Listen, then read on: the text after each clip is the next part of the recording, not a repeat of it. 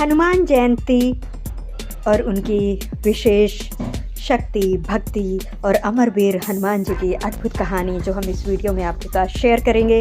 बोलिए जय श्री हनुमान। राम राम राम राम राम राम। जब जब संकट आया है, जब जब धर्म पर खतरा मंडराया है, तब तब एक नाम सबसे पहले लिया गया, हनुमान। जय हनुमान।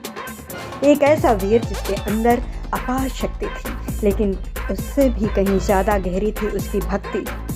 आज हनुमान जयंती के इस पवन अवसर पर आइए जानते हैं बजरंगबली की वो अद्भुत कहानी जो सिर्फ भक्ति नहीं, शक्ति नहीं, बल्कि सच्ची भक्ति की मिसाल है। हनुमान जी का जन्म माता अंजनी केसरी के घर हुआ था।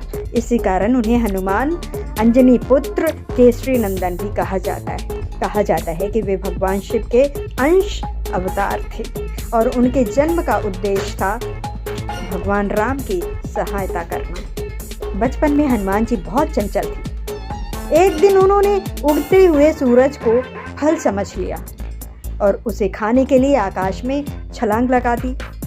उनकी शक्ति को देखकर देवता भी चकित रह गए, लेकिन उनकी शरारत से परेशान होकर ऋषियों ने उन्हें श्राप दिया कि वे अपनी शक्तियों को भूल जाएंगे और उन्हें तभी याद आएगी जब कोई उन्हें याद दिलाएगा। समय बीता और फिर आया वो पल जब हनुमान जी की मुलाकात भगवान राम से हुई। जैसे ही उन्होंने राम को देखा, उनका जीवन बदल गया। उन्होंने अपना पूरा जीवन राम की सेवा में समर्पित कर दिया।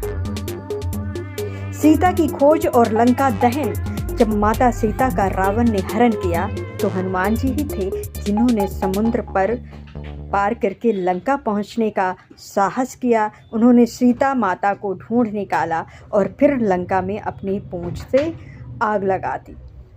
आग लगाकर पूरी नगरी को जला दिया। ये कहानी भी सभी को पता है। ये सिर्फ शक्ति नहीं थी, ये भक्ति की अग्नि थी।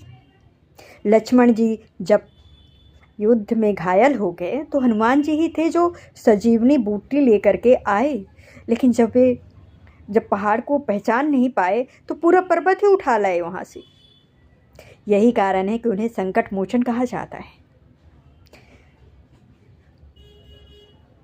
हनुमान जी हमें सिखाते हैं कि सच्ची शक्ति शरीर में नहीं बल्कि भक्ति और विश्वास में है। उन्होंने कभी भी अपने लिए कुछ नहीं मांगा, बस राम का नाम लिया और सेवा की। आज भी माना जाता है कि जहाँ जहाँ राम का नाम लिया जाता है, वहाँ वहाँ हनुमान जी